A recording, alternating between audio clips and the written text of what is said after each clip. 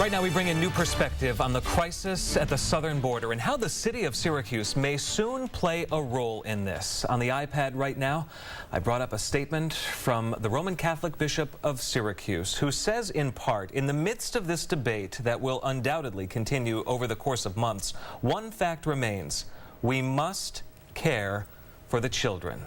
And Bishop Robert Cunningham is my special guest as we bring in some new perspective on this debate that is, to say it's raging, Bishop, maybe somewhat of an understatement, don't you think? Well, I think there's a lot of people that are very concerned about it. We all have a lot of questions. We have more questions right now than we have answers. But we have to remember that there are children involved, and we have to be open to them. The children are in a situation that they did not create and they cannot control. And we want to make sure that if they come here to our community, they're protected, that they're loved, that people open their hearts and their minds to these young people.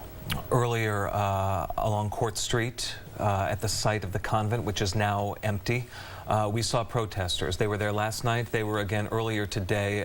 We've learned from our reporter on the scene that they've gone home for the evening. There you see the block is empty right now of the protesters.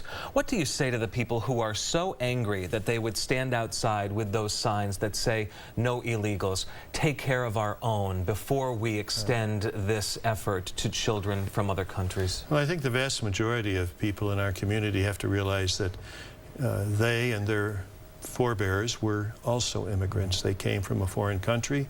They weren't well received, including the Irish and the Italians and the Polish.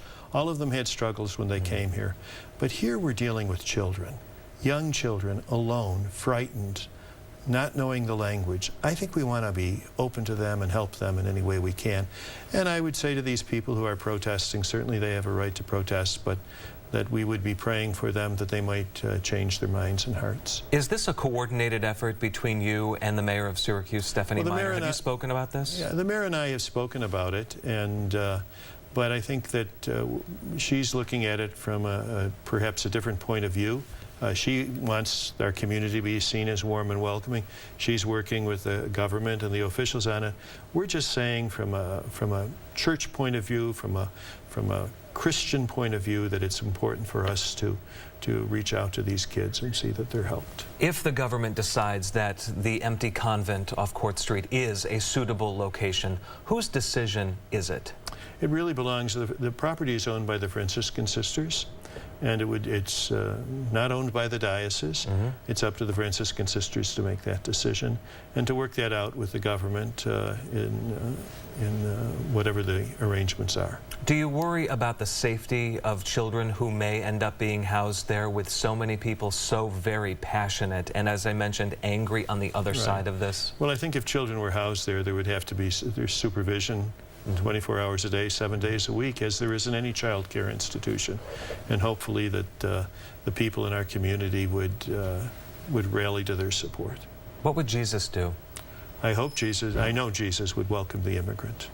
And I think that's who we are. I think Jesus shows us how it's important to be kind to the alien, to the stranger in our midst. And we want to welcome that stranger into our hearts and into our homes. Bishop Robert Cunningham, thank you. We'll be talking more about this, I'm sure. Thanks for your time tonight.